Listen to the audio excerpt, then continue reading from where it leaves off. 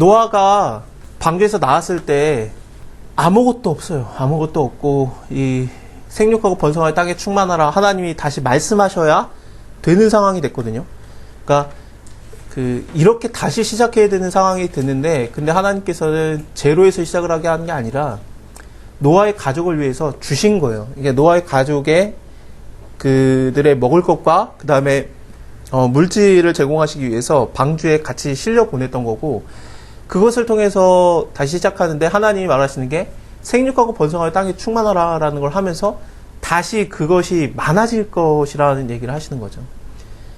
이렇게 시작을 하는 겁니다. 그러니까 노아의 자식들, 노아의 가족은 멸망당하기 전에, 땅에 멸망당하기 전에는 모든 것들이 자기 지역에 있는 건 자기들 거였고, 다시 시작해도 자기 지역에 있는 건 다 자기 거, 결국에는 별로 달라진 건 없어요.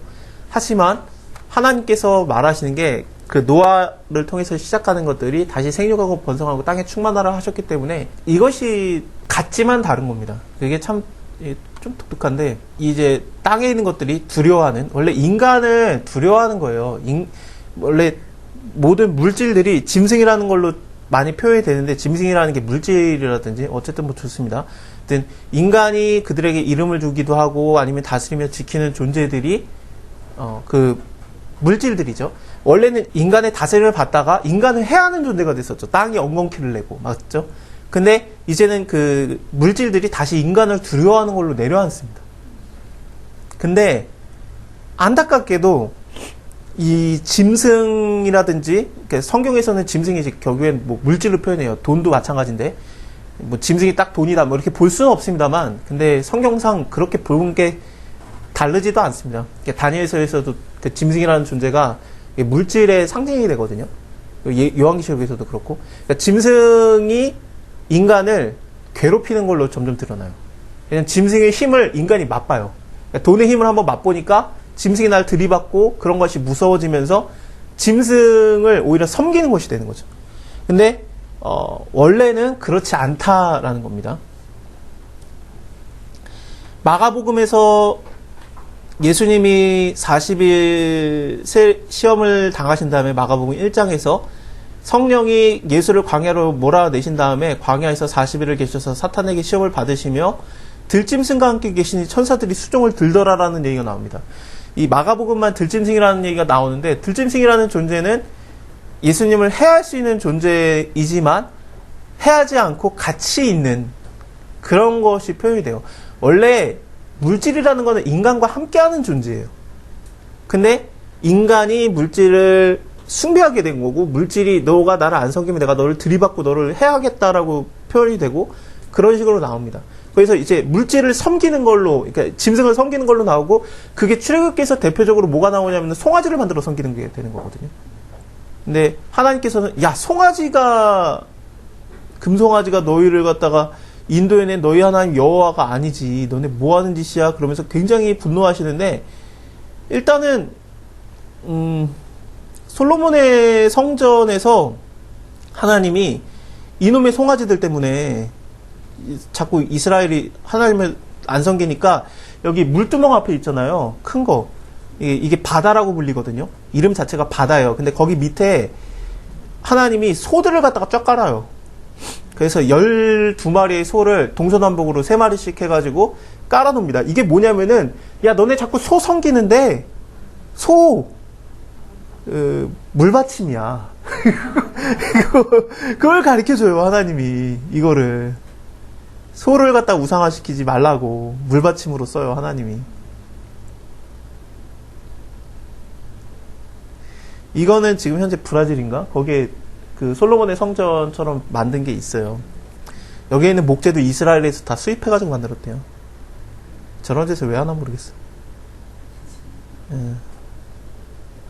동물들이 원래는 우리를 무서워해야 돼요. 물질이 우리를 무서워해야 되고, 인간을 무서워해야 되는데, 인간이 오히려 짐승에게 괴롭힘을 당하는 그런 것들이 성경에서 자주 등장합니다. 동물을 막 학살해도 된다 그런 얘기가 아니라, 물질한테 눌리고 살지 말고 마음껏 함께 지내는 것이다라는 거죠. 그러니까 이사야서에서 그날이 오면은 사자굴에 어린이가 손 놓고 장난쳐도 물리지 않고 막 독사구리 이 얘기가 그 나라가 속히 임하리라. 그게 왜 그러냐면은 이것 때문에 그래요.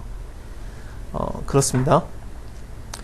그러니까 우리가 하여튼 무릇 이때 하나님께서 이제 피채 먹는 건 안 된다라고 한 다음에 피를 먹으면 안 된다. 왜냐면은 생명을 하나님이 피해둬요. 레위기에 보면은 레위기의 중간을 이렇게 쭉 따져 들어가면은 가운데 딱 보면은 피채 먹지 말아라. 피의 생명이 있다. 그 말씀이 나와요. 그러니까 레위기의 가장 가운데에 있는 말씀이 뭐냐면은 피의 생명이 있다요. 그러니까 예수님이 피를 쏟으신 게 생명을 쏟으신 건데 어쨌든 그렇습니다. 그 짐승이면은 물론 그렇다고 뭐 선짓국 먹으면 안 되냐? 드세요. 맛있어요. 근데 그게 아니라 예수님을 위해서 얘기를 하셨던 겁니다. 그거는 나중에 선짓국이라든지 순대 얘기는 나중에 한번 합시다. 먹어도 되냐 안 먹어도 되냐. 그거 되게 부담스럽거든요. 예. 성경 좀 아는 분들은 아니 부담 갖지 마시고 맛있게 드세요.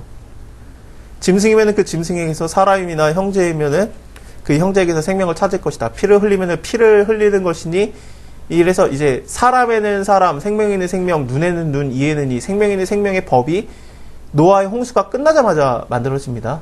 하나님이 자기 형상대로 지었습니다. 사람을 하나님이 보호하셨더니 가인을 하나님이 한번 살인자를 한번 보호했더니 그 자손에게서 라멕이 사람 죽이고 나를 아무도 해하지 못할 것이다. 살인 사건이 자꾸 일어나니까 하나님이 너가 죽였으면 너도 죽어야 돼. 그러면서 생명의 생명법을 만든 거예요. 이거는 출애굽기에서 10계명이 끝나자마자 나오는 계명들이 있는데 거기에서 제일 핵심적인 내용이 이런 생명의 생명법입니다. 심지어 종이라든지 그런 거에서도 생명을 다 따져요. 그러니까 종이 만약에 죽었다. 그러니까 미친 소가 들이받는 소라고 나옵니다. 정확하게는 들이받는 소가 종을 쳐서 죽였거든. 이거에 대해서 어떻게 할 것이냐. 소는 마땅히 죽이고 이거는 소가 아니잖아요. 사람이 죽었으니까. 그럼 저쪽 그 주인의 종을 하나 죽여야 됩니까? 거긴 또 생명인데? 그러니까 그거에 대한 법들이 나와요. 그러니까 굉장히 좀 눈에는 눈, 이에는 이, 생명의 생명을 어떻게 칠 것이냐. 그런 것들을 얘기가 나오는데 그게 제일 먼저 나오는 얘기거든요. 10계명 끝나자마자. 생육하고 번성하고 땅에 충만하라. 이걸 한 번 더 말씀하시고 노아의 아들들에게 일러 가로되 내가 내 언약과 너희의 후손과 너희와 함께한 모든 생물 곧 너희와 함께한 새 육축 땅의 생물들에게 세우리니 방주에서 나온 모든 것들은 땅의 모든 짐승에게니라. 그러면서 이 언약은 원래 하나님의 언약은 한 사람한테만 줘요. 늘 하나님께서는 아브라함에게만 주든지 이삭에게만 주든지 야곱에게만 주든지. 근데 야곱 때 12명의 아들에게 다 내놓죠. 근데 여기서 노아와 노아의 아들들에게 전체에게 다 언약을 주고 그뿐만 아니라 또 하나의 언약을 그 언약의 범위를 넓히시는데 모든 그 방주에서 나온 모든 것들에게 언약을 하나를 더 세웁니다. 그게 뭐냐면은 이 땅이 모두가 침몰할 만한 홍수는 없다라는 거죠. 이 홍수를 안 하기 위해서 하나님이 이 언약을 증거를 세우기 위해서 무지개를 구름에 두시는데 언약의 증거, 그러니까 내가 구름으로 땅을 덮을 때 무지개가 구름 속에서 나타나면은 그래 내가 언약을 기억하겠다. 홍수로 멸하지 않겠다라고 하나님이 자기 스스로가 보고 기억하려고 우리 보라고 준 게 아니에요. 무지개는 자기가 기억하려고 주신 겁니다. 내가 이걸 보고 내가 기억하겠다. 그래서 이것이 생기면은 내 언약을 내가 기억하겠다. 내가 물로 멸하지 아니하리라 라는 것을 하나님께서 말씀하십니다.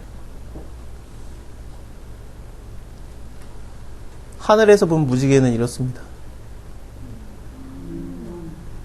아름답죠. 거꾸로 뜬 무지개도 있습니다. 어제 중부지방에서는 특이한 무지개가 나타나서 보는 이들의 탐욕을 자아냈습니다.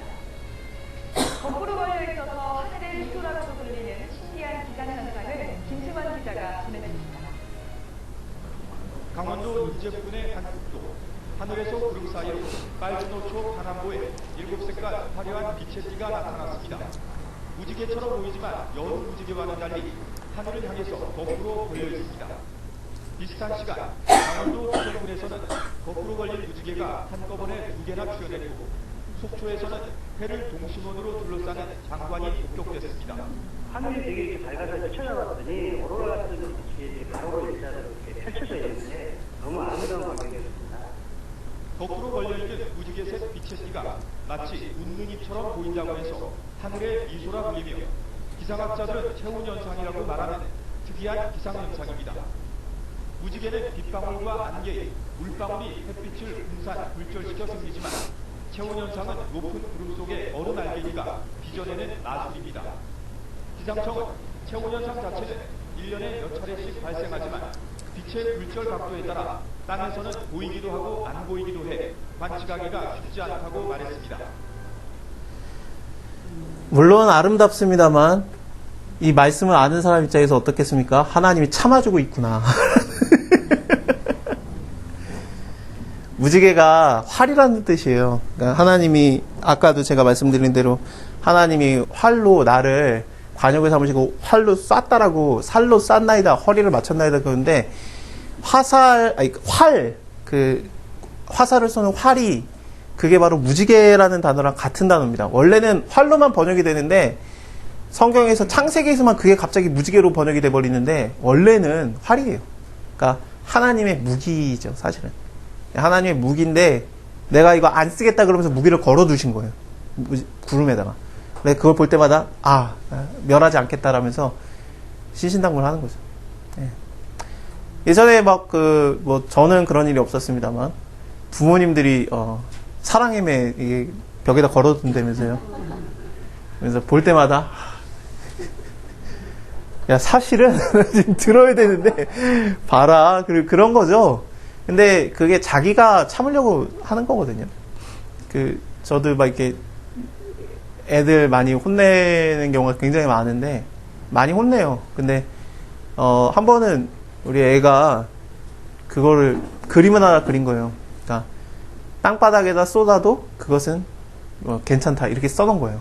그리고 그림을 그려서 붙여놨어요. 그걸 본 다음에 제가 안 혼내요. 웬만하면. 그렇지 실수인데 왜 혼내? 막 그런 느낌. 그러니까 그걸 보고서 그렇습니다. 이렇게 무지개의 역할이 그거예요. 그러니까 무지개는 하나님께서 이제 하나님의 공의를 생각할 때 진노하시고 혼내셔야 되는데 그거에 대해서 참겠다라는 거고 이때부터 시작해서 그런지 하나님이 같은 잘못을 해도 오래 참기 시작해요. 인간이 이 죄를 졌고 그 다음 세대도 이 죄를 졌어요. 그러면 똑같이 혼내시는 게 아니라 이 세대 두 번째 세대는 더 참아요. 그리고 그 다음 세대는 더 참고 그 다음 세대는 더 오래 참고 성경을 잠깐 가볍게 보신 분들은 하나님이 너무 무슨 분노 조절 당해 갔다.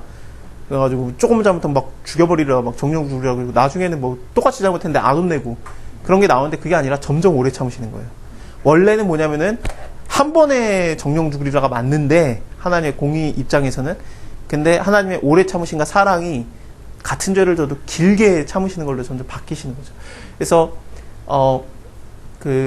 1세대 때 무리바에서 하나님을 시험하고 물을 먹고 막 그랬던 것을 2세대들도 똑같이 무리바에서 하나님을 시험하는데 그래서 막 그 지팡이로 치고 막 물 나오고 막 그거 있지 않습니까?